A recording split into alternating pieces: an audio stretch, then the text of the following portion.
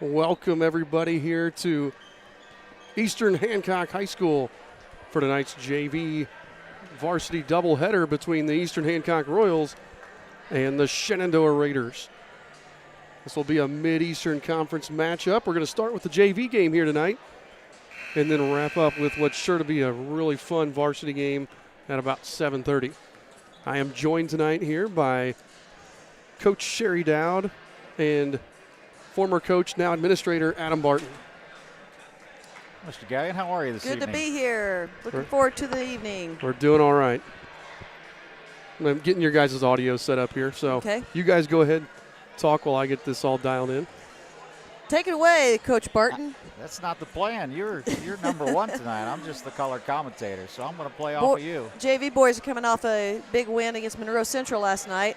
Wasn't a real high-scoring game, but as long as you score more points than the other team and you win, who cares how many points you scored? But they kept it tight and ended up pulling away. I think winning by 6 or 8 points. Yeah, or so. I think that game was right up Coach Bechtel's alley there. Yeah. I got to it late online, and I think it was 17-all in the fourth quarter. And now he's down there ready to go again, looking dapper in his black shirt and he's got Cooper helping him out with a wave. He's ready to go. Yep, always ready.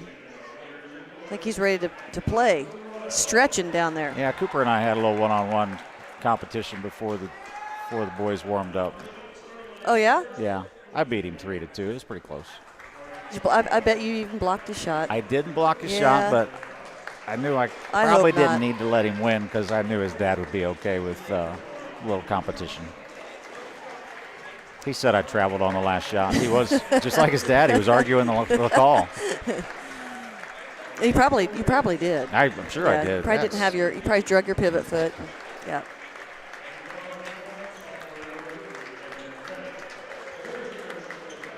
Shenandoah looks to have some size at the JV level.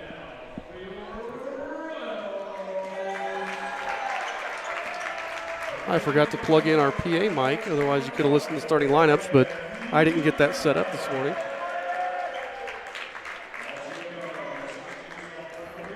Looks like we have Wyatt Markham.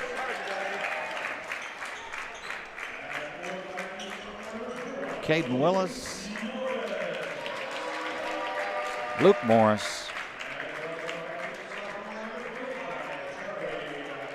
Charlie Halcomb, and who else is left on the bench? I can't see through the varsity guys.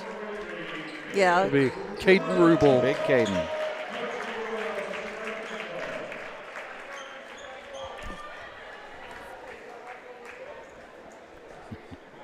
Here I am, circle the names on the varsity roster in the JV. Don't get our kids' names wrong. That would be bad.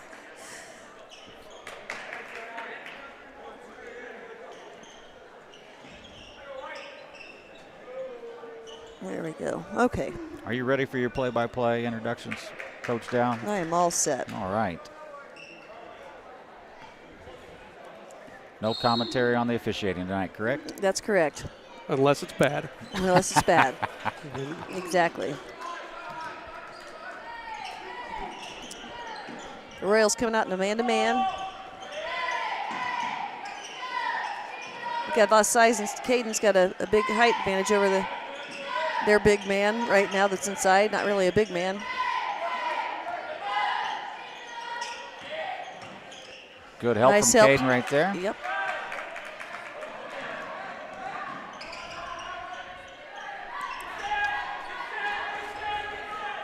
Gonna set something up.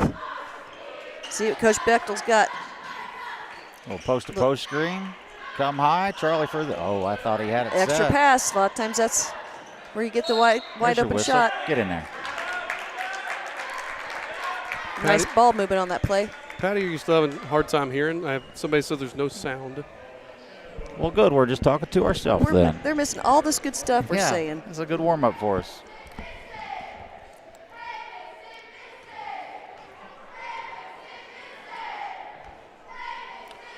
Wyatt Markham to shoot 2. Misses the first. No sound? We're good? We're good. All right. If you've missed us up to now, you've missed a lot of good stuff that we've had to say. We are getting started. Coach Gallion taking a chance with us on the microphones tonight. Well, After having to listen to Night and I for the last couple weeks, we figured change it up. I had somebody actually complain about the football analogies that we use. So I don't understand most of the football analogies that you use. Well, so they said they want to see us use basketball analogies in football games. we next will year. talk basketball tonight. This is a good time. We just get to talk basketball and nobody complains, and win or lose, we're good, right? That's exactly right. Yeah. Stress-free job here. Yeah. Let one slip through.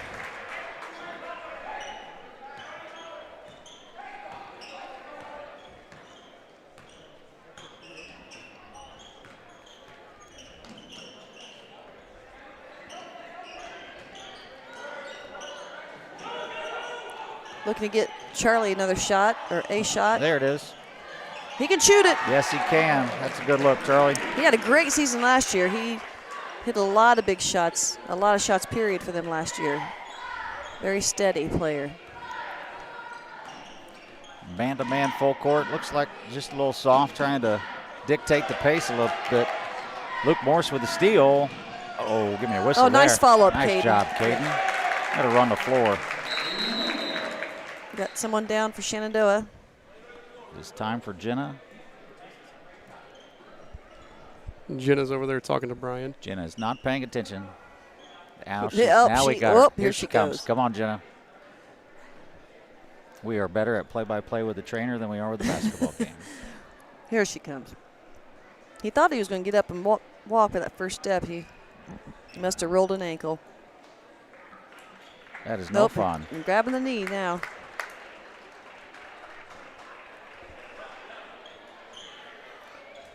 Looking at the Shenandoah varsity stuff, looks like they are very, very patient. Kind of makes me think that's where the JV is going to come out and continue to press here and try to pick up the pace a little bit.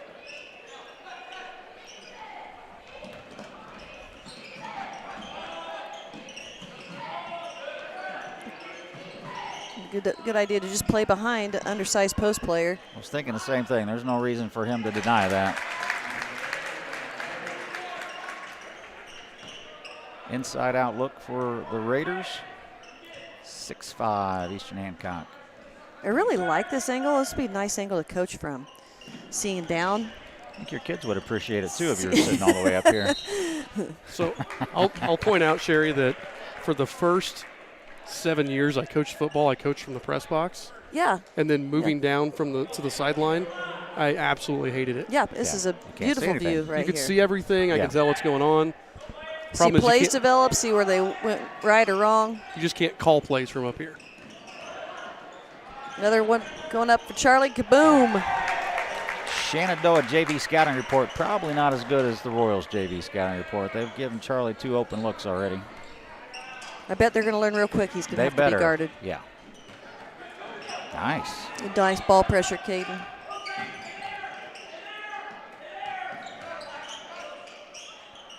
Weak side box out. Nope, don't need it. Went in. Good Got shot. some nice JV shooting going on right now.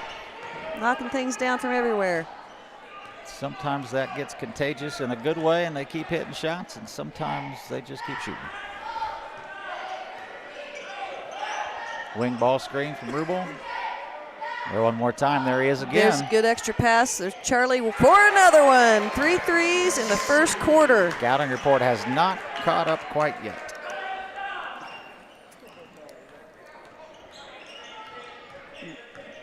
Very focused kid. His emotions stay steady. Same kind of student, Good too. touch. Get to it. Caden's got some speed. Oh, late whistle, but we got the call.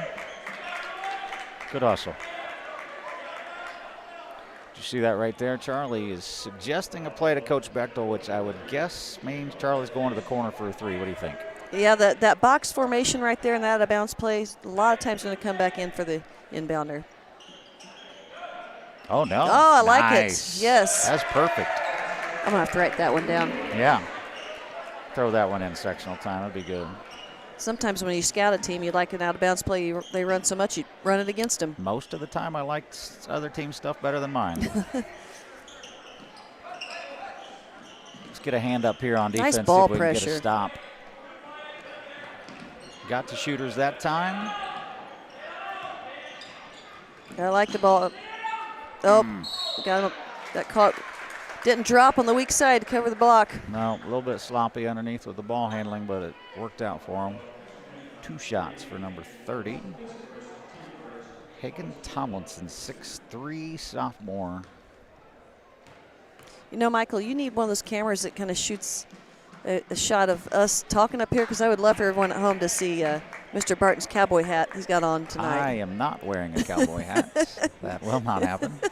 If you want, I'll well, add. you were in a picture in the building. Yeah. I can add more cameras for the varsity game. How's that? That's okay. That's the last camera angle anybody at home wants to see. Not Coach Dowd. That's not what I meant. It was me. 2-3 zone for your Shenandoah Raiders. Let's see what happens. Oh, Charlie's going to be salivating on. Yes, he is. Against his zone. Rotate They're going it. to extend it out more. Screening right there. There it is. They got to him quickly that time.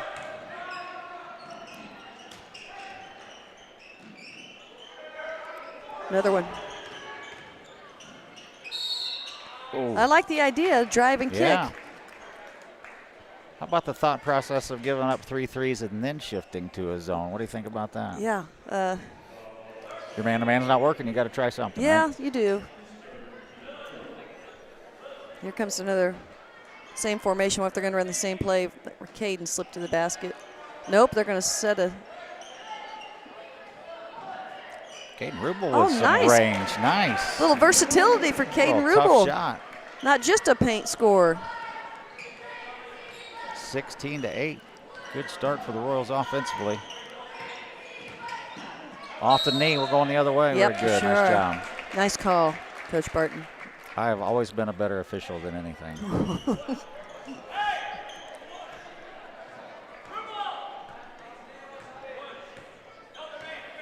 Back man-to-man. Coach. Power 5 for Coach Beckler. I'm going to give away a scouting report right here. Rubel sits down on him. Nice. Inside out, there's Charlie. Get there. He kind of faded back on that. Whistle. Good. Hey, Mr. Barton, we had a comment from John Collins when Patty Paxton said there's no sound or commentary, and John Collins seemed to think it's okay, it's Barton and Dowd. Real funny, John. Real That funny. is real funny. There are nights we give John a microphone, but not tonight. Well, no, I'm not sure who called that timeout, but I'm going to assume it was Shenandoah. We were looking at that, talking about the zone defense. The great Marty Johnson that we both know. Yes. Marty A lot is. of time in his career he was playing zone, and I always told him that I was afraid to play zone because felt like we gave up a lot of open shots.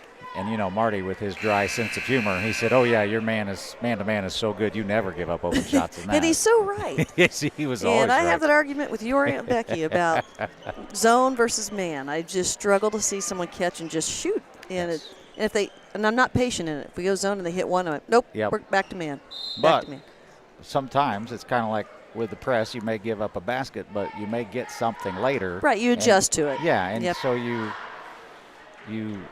maybe stay with it, have the patience with it. I can remember saying to our assistants multiple times, hey, if I go to this, make me stay in it for 4 or 5 Right, possessions. because the kids themselves will adjust to what they're doing Yeah. offensively.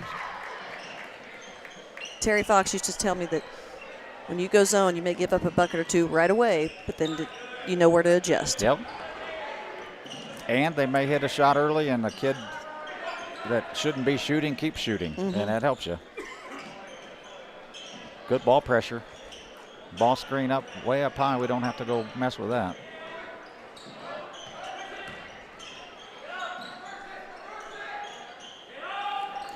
They're getting a lot of high post touches, but They're their being post very pl- patient. Yeah, our post player doesn't do anything with it, so there's really not much reason to react to it. I'm not sure I do much with it with Caden standing behind me. No, exactly. He doesn't. He does not want to attack. That's as long as he's held it right there. That's short. Push go. Here we go.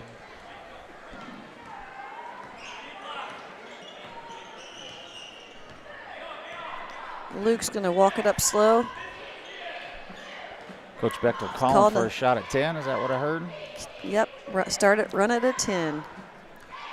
Coach Gallion, how far away are we from having coaches mic'd up on the sideline like they do in an NBA game? Oh, man, they don't want that. We could do it now.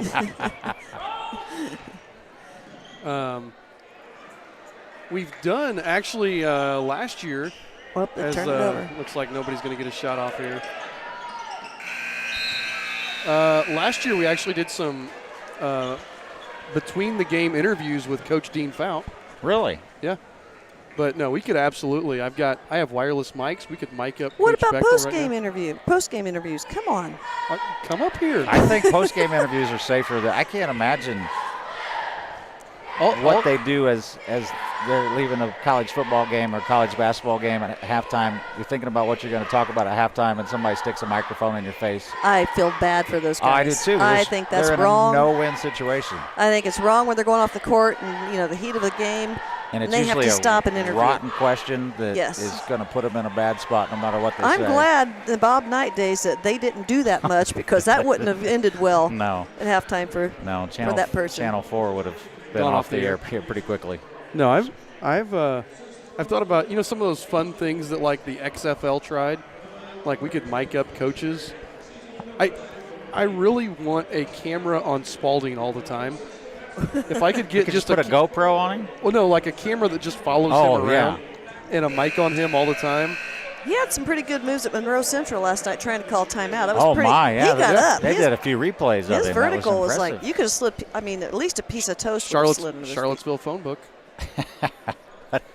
What if we put, I don't know what they're called, but for the video games, they put the little indicators on guys to watch their movements. Yeah. We could just track his movements throughout the game and heart rate and blood pressure and that is when the sports network gets some bigger sponsorship dollars, we'll go that route. All right. Get you some donations tonight. Our setup here is better than anybody that I've ever seen on live stream. Yeah, and I hear that all the time from people from other schools that watch our games when they're not playing just because of the setup that we have. There comes Charlie again. Good ball reversal. The kids are really sharing the ball well. Yeah. They can extra pass, and get a nice squared up shot, nothing forced. And I believe Charlie has 14 now. Wow. Well, he's definitely got 12 and threes.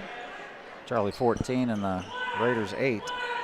That three I was impressed with because it came off his left side. His footwork didn't change. His hands didn't. A lot of times you want to see that inside out pass where your feet are already square, and he handled it, no problem.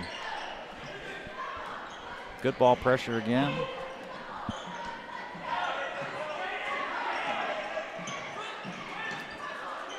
Nice communication defensively for had to the switch Royals. and had to get back on it.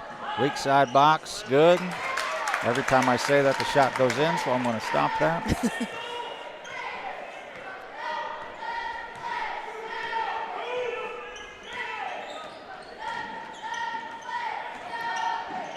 Nice dump down.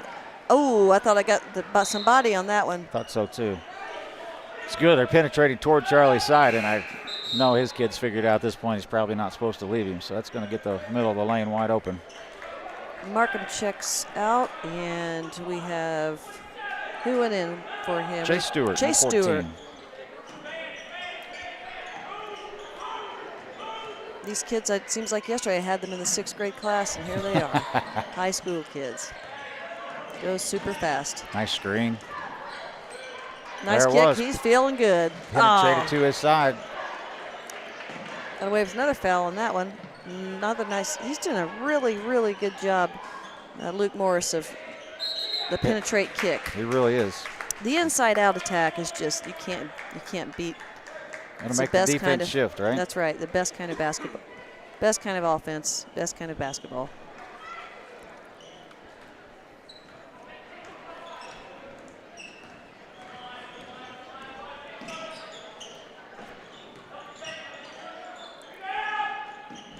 Off balance shot. Yep. We got to get the box out though. Got it. We got to get better position there. So here we go. Good. Chase. Oh, down deep. Good look.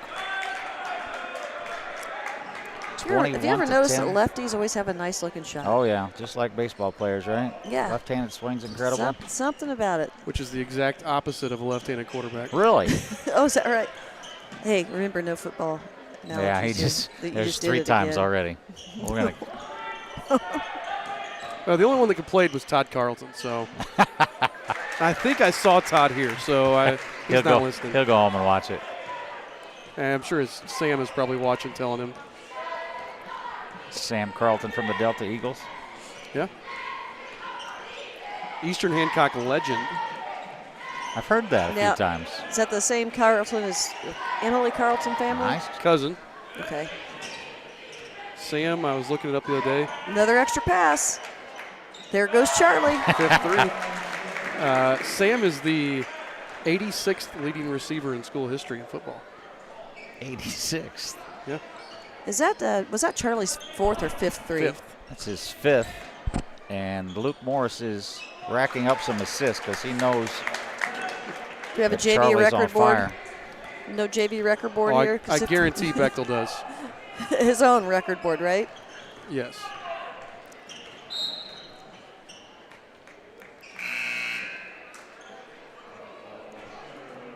Aiden Cooley checking in. One of the quietest kids in the hall. And that's okay too, isn't it? Oh, sure. We have enough loud, Yes, loud we do. ones in the Yes, hall. we do. Aiden's a great kid. He's got a little sister coming up that's a nice little basketball player, too. Not quite got to the middle school yet. Luke Morris to the bench. Chase Stewart, the new point guard. Loose ball foul on Shenandoah. No, it's going to be on Charlie. As he scrambled after Did the not fumble, see that. he shoved off a little bit. He got a little bit complacent looking for a pass. Kind of set the ball right in front of the defender. We'll forgive him, though, for Yes, the we 5 will. threes.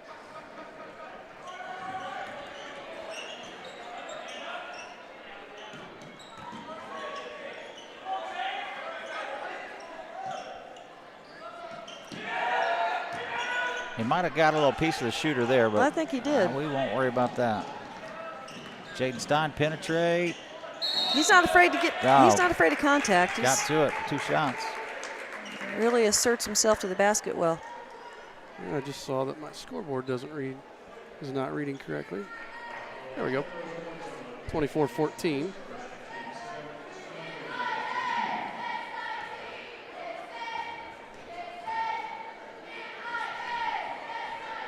I've seen a lot of different faces on the floor for our team tonight. He's got a nice rotation. No comment about the bank shot free throw? What? Oh, I missed it? Yeah, it went in. He just went banked in? it off and shook his head sideways. And Hey, we got that's 2 in a row. 2 in a row. That's something you I don't like see. I like the strategy. I'm not sure that's what he was trying to I've always do. been told the square helps you, so why not I'm use not it? sure from 15 feet we need to teach that. But He looked a little puzzled himself. he did look puzzled. I'm worried about his next free throw. They still count, right? They do. They say the bank is open. I made that up. Really? Mm-hmm. Sounds like one of those old people sayings.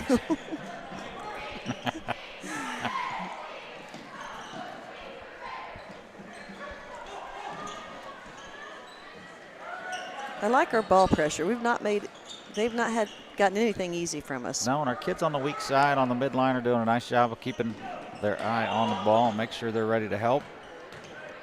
Oh, that's not the shot they were looking for. He saw that bank. He saw us using the backboard of the free throws, and he thought he'd give it a whirl. I think he thought there was a shot clock violation coming, maybe. You think there should be a shot clock in high school I basketball? do not, but did you see the game in Southern Indiana last night with North Davies and Linton. the video of them holding the ball for 3 minutes at a time. Yes. Ended up being 24-23 or something at the end. That'll get the shot clock people fired up. I'm one that I'd be okay with the shot clock. I think there'd be a lot of learning from the coaching staff. There would you'd be. have I to think redo your Not offense. my team Now- uses a 12-second shot clock this year anyway. Yes, they do. They do. So Now, I am all in favor of a 45-second shot clock. I don't think it needs to be, 30 or anything like college. Right, exactly. I think the old school, when they first implemented it in college, was 45 seconds. I think it would eliminate some of the, you see teams start to foul with like 2 minutes left at the end of games. I think it would eliminate a little bit of that. One of the things, too, as a coach, you worry about, at least maybe it's just me, but trying to hold the ball for 2.5, 3 minutes to go and turning it over instead of, yes. You still have to try to score. So that's just a hang-up I have, I guess. It's hard as a coach, I would imagine, with 2 minutes left, if you've got a 5-point lead. We always say be patient, nothing but lay up some free throws here, that kind of thing. But it's a lot easier said than done against a really good team. Yeah. And you're almost expected to stall and try to use up as much clock as possible, working through your offense. But it might actually be easier if you knew you had to get a shot off. As long as it doesn't turn into every possession at 10 seconds, we have a ball screen at the top just because we are running out of time. That's why I think 45 would be plenty. Yeah. Yeah, because I think in the girls' game it might have a bigger impact. Like you could go to a 2-2-1 press, take a few seconds off the shot clock. Right. And dictate the game a little more with a full court press. As far as a decision as a coach, when to hold it, when not, what you let him have, what you want to not let him do. It's sometimes you're damned if you do. Am I allowed to say that on here? You just did, damned so if you we're do, good. damned if you don't. Is there a delay? You could already believe that. There's not a delay. Okay. You get in that situation, though, where you're trying to figure out, I really don't want the other team to score. I would really like to score at the buzzer, Right. But I really don't want them to score one more time. So I just don't like to see a team put themselves on their heels trying to clock manage and instead of playing the especially if things are going well. Right. Like you've got things going offensively, and let's change it up and hold the ball for the last minute and a half. It's a tough call, really. It's a tough call. And you look at the possession arrow for the start of the next. It's a 2-for-1 situation. What are we going to get? We lost focus, Coach Dow. We did. 28-14, Royals with the lead.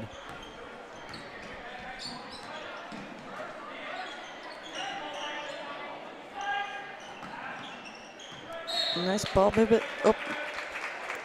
Can only dribble once.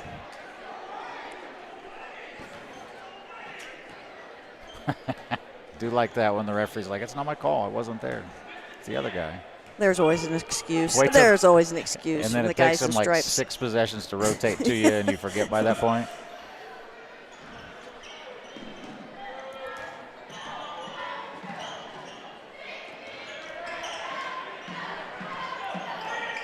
Had a travel call to one of my players one time, and I disagreed. One time? One time, yeah. Okay.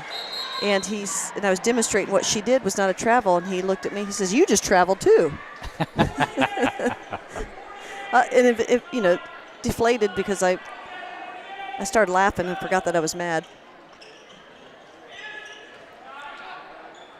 Looks good from here. Yep. Lefty. So at the halftime break, Eastern Hancock, that 3 from Wyatt Markham puts us up 31-14. It was a nice half of basketball. Charlie Halcomb with 5 threes leading the way for the Royals. Take those out, it's a really even game. Yep, we are definitely on fire from deep. We're going to go ahead, take a break, and let you guys listen to the Commissioner's Corner with IHSA Commissioner Paul Knighting. It's so good to have high school sports fans back in the stands this year, isn't it? I couldn't agree more. We've missed their cheers, their energy, their spirit, and their support.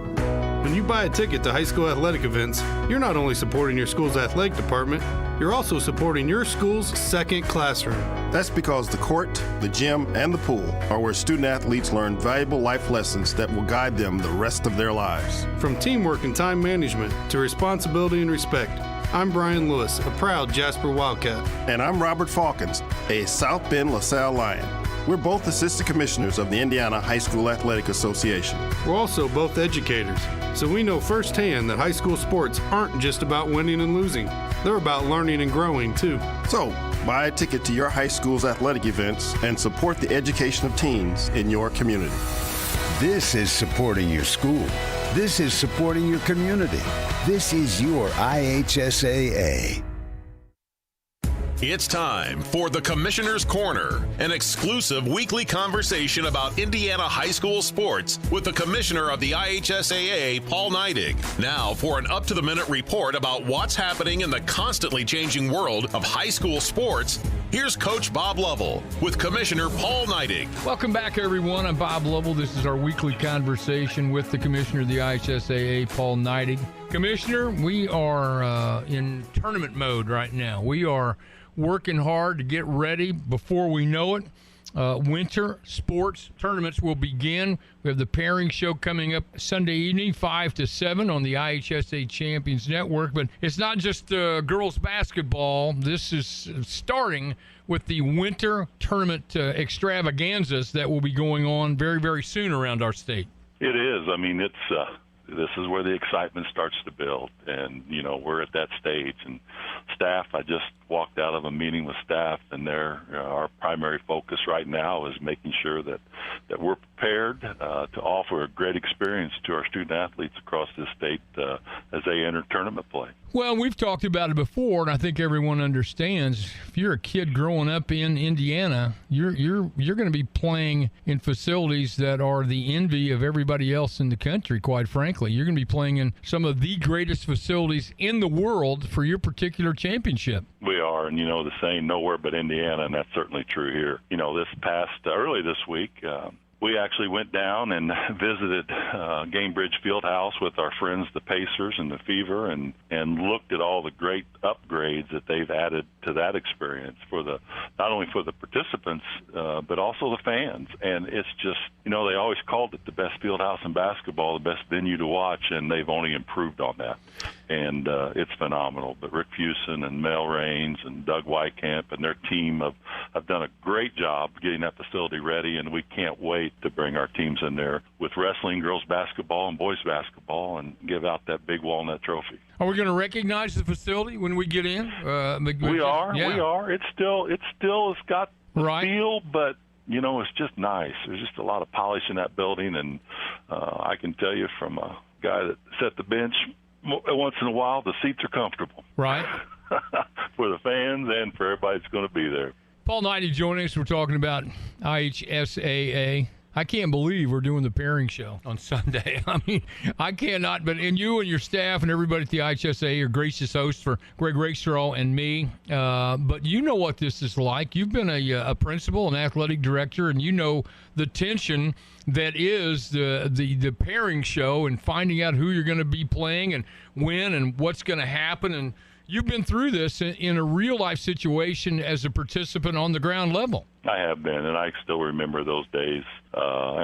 Back when I played, we had to turn the radio on and let the tubes warm up before we'd get the signal. But, everybody, you sat around that radio and you just listened to those names be read off. Right. And who you're going to play. And, you're preparing all season to improve yourself as an athlete. That is the beginning of a different level of preparation. And now all of a sudden you start looking at your path to victory, your path to the championship. And so now you're preparing against opponents. And you're doing that a couple of weeks before the tournament starts. So, you just kind of build an excitement the entire time, putting in the best plays that you have, the best of what you have to walk through that tournament. All right. So, again, we're starting very, very soon with winter championships. We're going to have the pairing show, obviously, before we know it. We'll be there. And we want to continue to ask people to do the best they can, Paul, to make sure that these kids are able to play all the games scheduled and particularly the championships. And we need everybody's help to do that. We do. It's so important. We've learned how important participation and opportunity to put that uniform on is for our student athletes. And, we've got to make sure that we do everything we possibly can to make sure student athletes have an opportunity to participate. And everything that you can possibly do to be safe along the way dealing with COVID, you need to do that, because it is a tragedy when kids don't get to participate. And I certainly hate it when a kid or a team is quarantined where there's something that could have been done to prevent that. Thanks for listening to The Commissioner's Corner with IHSAA Commissioner Paul Neidig and Coach Bob Lovell. And thank you for your continued support of the high schools in your community. It's hard to believe that in 1972, fewer than 300,000 girls played high school sports in the U.S. It's true. Today, more than 3 million girls play high school sports, and it's all thanks to Title IX. When Title IX passed 50 years ago, it created a level playing field for women and girls in high school athletic programs. I'm Sandra Walter, a proud Brookville Greyhound. And I'm Carrie Rosati, a proud Roncalli Royal. We're both assistant commissioners of the Indiana High School Athletic Association. We're also former athletic directors, so we understand the impact that high school sports have on the lives of teenage girls. And how Title IX has paved the way for generations of female student athletes across the country, including right here in Indiana. Playing high school sports opens doors for girls on the playing field and beyond. We're both living proof that when girls are given the chance to play, they're given the chance to thrive. This is empowerment. This is opportunity. This is your IHSAA.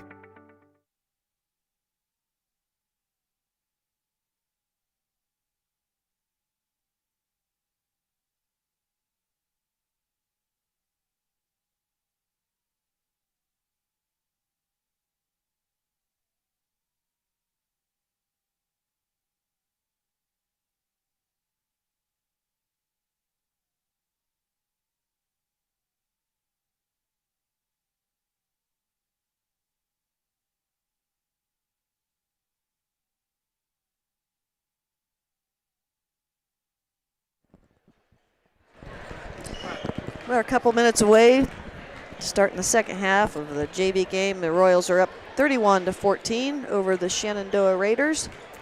So nice first half of basketball. I believe Charlie Halcomb has knocked down 5 threes in the first half. 17 points, I believe. Yeah. Mr. Jackson just told me. That's an He impressive half, and impressive. Charlie doesn't create his own shots. The kids are moving the ball yes, really they well. are taking care of him. They're finding him. Right, making the extra pass, and shooters can receive squared up to the basket. Sure gives them a chance to gives a higher percentage make from shot. Isn't that funny when we look at shots that you practice all year long, whether it's in the summertime or actually in practice, where the pass is coming from. You know, your rebounder's underneath, your rebounder's on the side. Very, very rarely is something off the dribble. It's nice to see kids attacking those shots that they're actually practicing all the time, and that's why Charlie's hitting things tonight. Yep.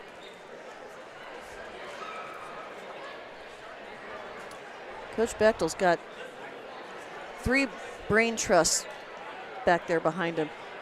What do you do with Cooper? I saw him lead the team out, but I don't know where he went. There he comes. All right. I think he went to Jenna to get stretched out. Jogging up. He's jogging toward the huddle now. Can't pull a muscle when you're in the second grade, can you? We're all set. He's got a spot behind Dad right now. He's checking out the crowd, making faces at somebody. Come on, Cooper, wave up here. Wave up here, there Cooper. we go. Good kid. Yeah, we got him. Way to focus on the bench. I have a feeling he'll be out in this court someday. I think so, too. Kid gets up a lot of shots.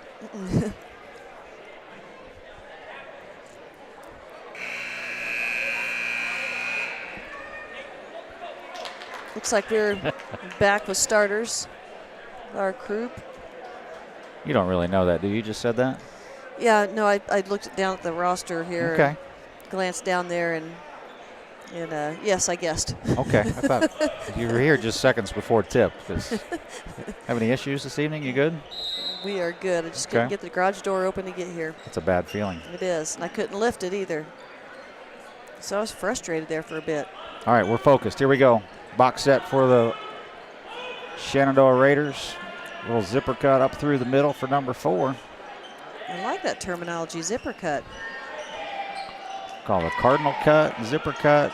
Got all kinds of names for it. There's UCLA cut. That's down from the front top, though. Nice. Oh.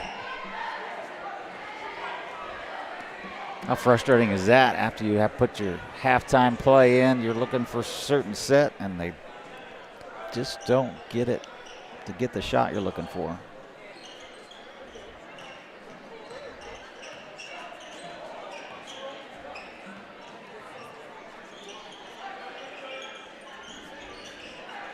Got a lot of movement.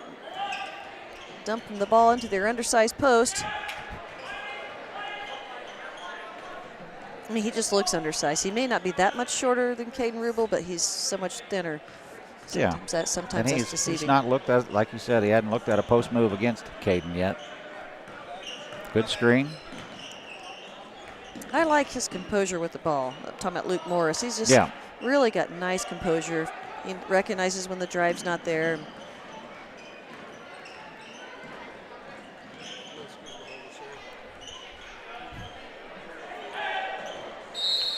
Oh, hockey pass out of bounds.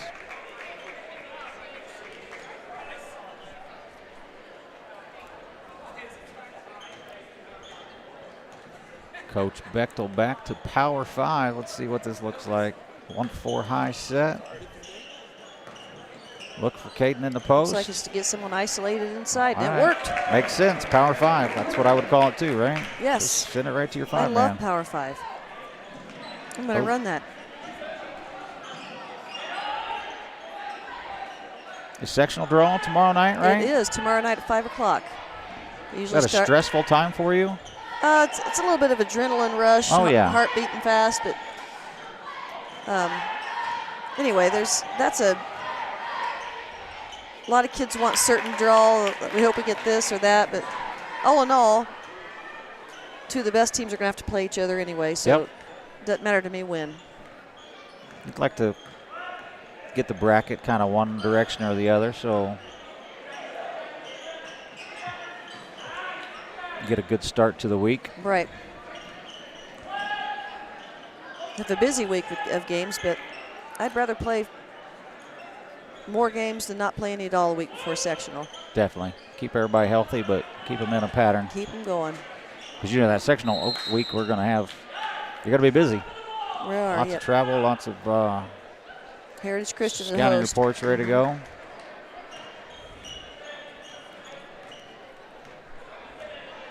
(33-16), 4:15 left in the third quarter. High screen, Caden Nice Rubel. drive. Nice take. Yeah.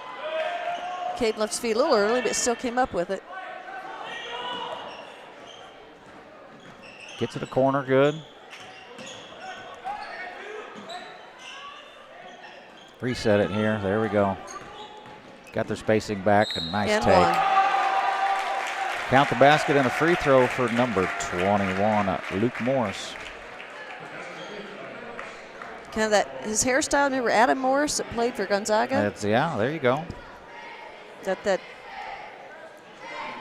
Love that long hair. And Really? Except I'm glad that Luke's not wearing the mustache with it.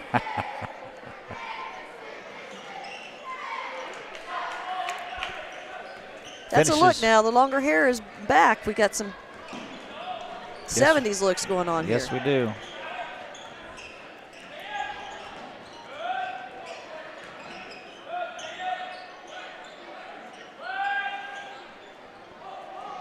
Trying to show some patience here and break us down defensively. A little flex cut for Shenandoah. Here comes another one. Got to see the ball on the weak side. Oh, got caught on the flex screen right there. Yep. That's how they got the post touch. You know, that's a century-old offense, but by golly, it still works if you execute it the way it's supposed to. Yes, it does, and that's. We're going to see some of that Monday against Pendleton Heights. They run a little flex action too. You know, you're getting that the start of the season when you have, what, 10 or 12 practices. It was always a focus of ours to get flex in so we knew how to defend it.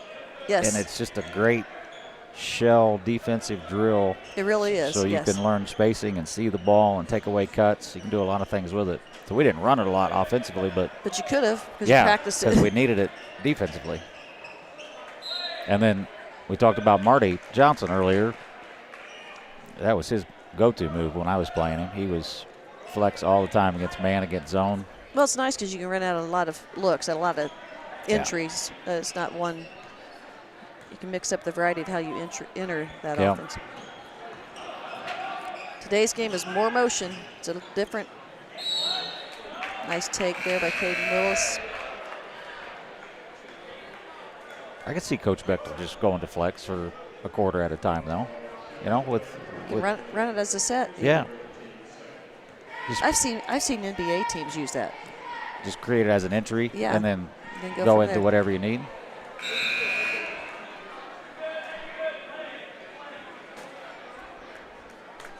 Couple new players on the court for Shenandoah. We have Luke Manship on the camera over here, doing a great job. He does an incrable job. He's one of my 6th grade students, and that's a good selection for a cameraman right there. He was in the Student of the Month group last month. He was. He got to take a trip to Monsi's with us. Well, that's no surprise. His mom was my first point guard. Really? My very first team I ever coached. Libby Miller Manship, first point guard. Mount Vernon? Yes, Mount Vernon. I coached against both of her brothers. They were pretty good athletes, yes, to say. Were. Tim played for Steve at Mount Vernon. He hit a few shots.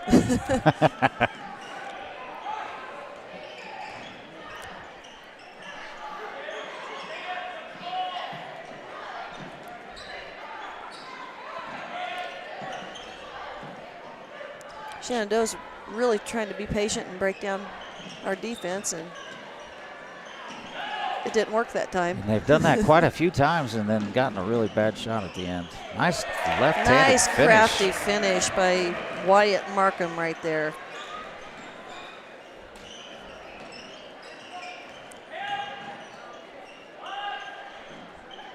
JV team's had a good weekend. I know the last 2 games with Wapahani and Heritage Christian, they had some overtime battles that did not end like they wanted them to. One of them was 3 overtimes, wasn't it? Yeah, just kept going and going and going. That was an amazing game. We watched that one from home on the live stream. And yeah. I felt like I played one of the overtimes watching. Coach Bechtel asked me, did you ever lose back-to-back overtime games? I was like, yeah. He said, on last-second shots? I'm like, no, sorry. Those are killers. They are killers. But experience-wise, they're great. Right. You win by 20, you lose by 20. You get situations in that you don't normally get. Nice drive. Come up short.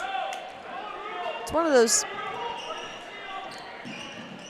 Let's see. I'm going to talk a little bit more about those close games that are losses. Oh. Inside out, Wyatt with a 3. Oh. Did you want to whistle there? Yeah, I wanted to whistle right there. Lots of opportunities for the Royals. Get one to fall. Shenandoah finally came up with the rebound. We had lots of chances, like you said. 10 seconds left in the quarter. Step up on the ball screen. Be careful good help. Under that. You mentioned tough losses, the 2 games back-to-back overtime losses, and I think a lot of times teenagers, teams, high school teams feel like when you lose those kind of games, they kind of go into they've been beat down and they get mentally down instead of focusing on what they learned from it. I think that's something that as coaches we got to help them understand. Would you rather have won by 40 or do you want to take away something positive? Nobody likes to lose, but you got to take something away from it to feel good about yourselves and maybe learn from something as well heading into the next game. And the ultimate purpose is preparing for a tournament. You got it. You've got 20 games, 22 games to get those situations in, and for a JV team to go through that, I don't know about with you, but I was never very nice to our JV team in practice, so they played a lot of defense. Yeah, they didn't they get a sure lot of do. situations, and so for them to get overtime situations in a game atmosphere, crowds come in at that point. We had a practice this year, and Coach Fouts' JV teams, his numbers aren't that overabundant, and they never left the floor as I was rotating my kids in and out. They never left the floor. Then I decided it was time for conditioning, and during conditioning, I was wondering why his players looked like they were dogging it. Their faces had no blood. I mean, their faces were white. And finally, he looks and says, hey, they didn't come off the floor during practice. You've been rotating your kids. So, yes, you're right. JV kids go through a lot, and I don't think people realize how much they're appreciated throughout a season. And then the one time that you try to do a defensive drill, and you're asking for 4 or 5 stops in a row from your varsity kids, and then your JV kids just start lighting it up. Yeah. Yes. Yes. Your varsity kids are mad at them, and And of course, when that happens and JV scores against us, Dean Fout and I will look across the gym at each other. And I'll give him a dirty look if his team scored twice on me. He'll be grinning ear to ear, and vice versa. There's only so much happiness to be had on the coaching staff at practice. You gotta make it fun. Yep.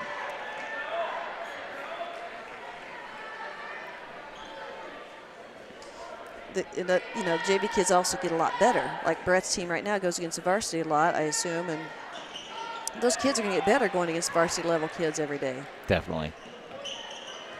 Yep, they don't get a lot of credit, but they do get an extra minute now from the old days, 7-minute quarters instead of 6, right?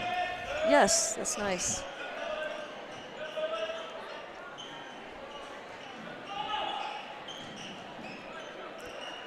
Done a nice job defensively all night long. Shenandoah's tried to break us down, like you said. They're looking for an opportunity to get an easy shot, and most of the night we've had that situation right there where they've either thrown it away late in the possession or taken a off-balance contested shot. We've done a nice job communicating defensively. It's huge. Block shot out of bounds. Shenandoah will keep it underneath. I might have a Shenandoah scouting report here that I've borrowed from Coach Bechtel. Let's see what out-balance play we have.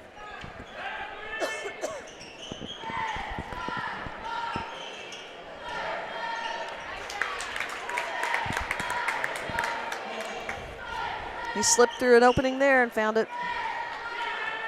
40-18. A 1-2-2 for Shenandoah. There's an open look. Like we said, zones give him, and sometimes that happens. And as a coach, it's tough to swallow, giving up in a shot that wide open. Shea Stewart he's just ready to check in here. Set to check in. Loose.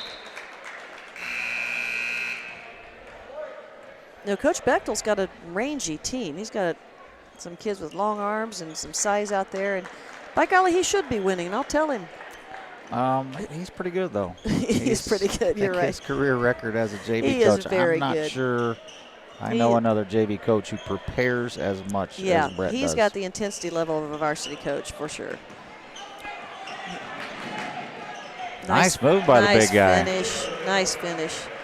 So 2 years ago against Wapahani, we lost in JV game up there. It was 4 or 5 overtimes. It went on forever and ever. And this year it was 3 overtimes. But his kids told me that in their JV scouting report for Huddle, he had cut 106 clips of Wapahani JV basketball for them to watch. I think the most I ever have done is 18 to 20.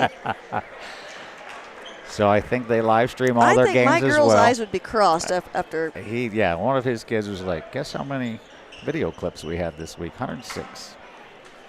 Yes, he is a preparation guy. He is. And he does that for both teams. He will make sure that he's ready for the varsity scout for a double weekend as well. So that's a lot of work. And he's a dad, and he's a teacher. And he's a youth league basketball coach. It's a lot to juggle. He's definitely very passionate. Jaden Stein with a steal and a good take. A fumble on the bounce pass, going the other way. We might not even be on the air anymore. I don't know. Coach I think we're Coach Gallion left us and took a walk. You're in charge of all the technology right now. I am, and I have no clue. There's a lot of buttons. We could really mess this up. I'm going to send a... Good thing Manship's over there. He knows what he's doing. He does. We should put a microphone on him, see how that goes. He would be so quiet we would not hear a word.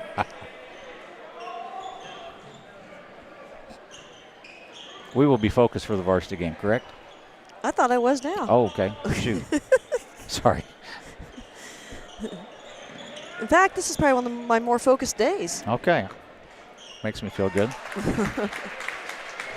have a nice crowd already. We do have a nice crowd. Good cheer block. It's been a nice crowd for a while. JV is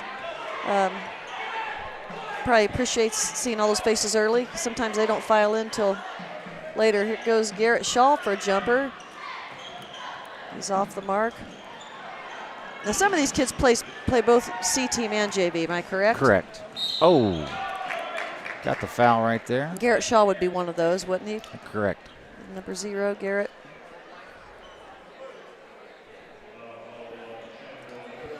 Got Luke Schilling down there as well. Will be on the C team and the JV team. Thanks, Lindsay Shaw. I just sent Lindsay a text, make sure our audio was working, and she said it was. That's too bad. Thanks, Miss Shaw. Coach Gallion and Coach Knight have done a nice job of building up the viewership over the, I think last night they said that at one point they had 275, 280 viewers. We can mess all that up. Right now, I believe it looks like we have 79 if I'm looking at the screen right. All right. I'm glad they didn't pay for this. Exactly. And we apologize. We're having a good time, though. We are having fun.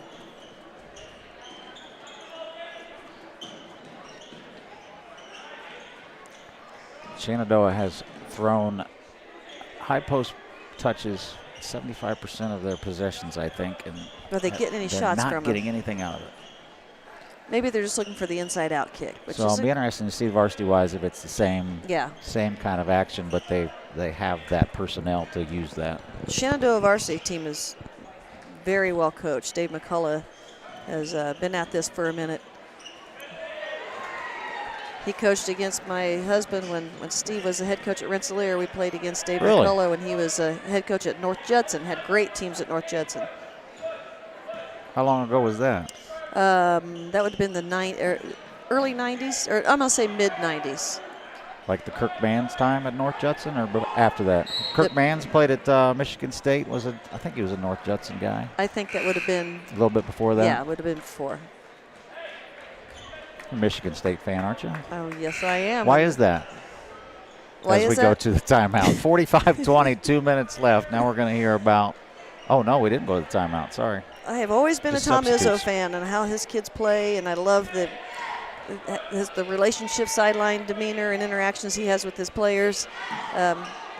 Just have always enjoyed, even the Judd Heathcote days. I liked them. Yeah. Like they were always my second favorite Big Ten team to IU, but now that Bobby's gone, they're my favorite Big Ten team, I have to admit.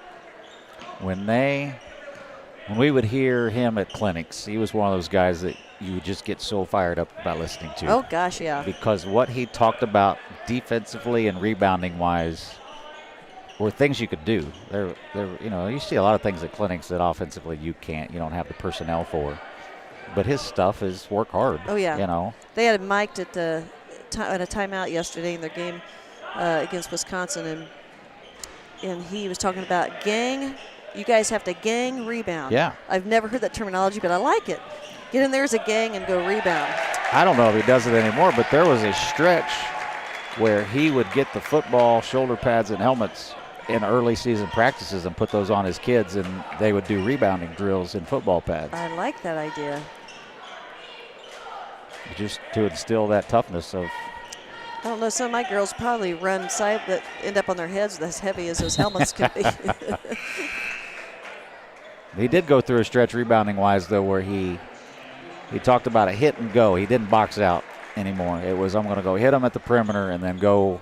Yeah, the guys out. Yeah, our kids could hit, but going to the rim to grab the ball over the rim on a rebound wasn't an option. So we had to hold on to box outs as long as possible. Girls, especially with their lack of size. I would like to have a group that was playing above the rim in all 5 spots, but. Wouldn't it be beautiful? Yeah.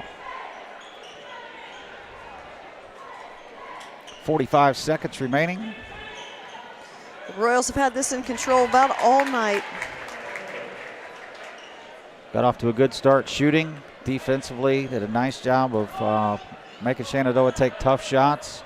It's been a very quick game. Not a lot of fouls called. Luke Shillingson pull from the corner. Garrett with the rebound.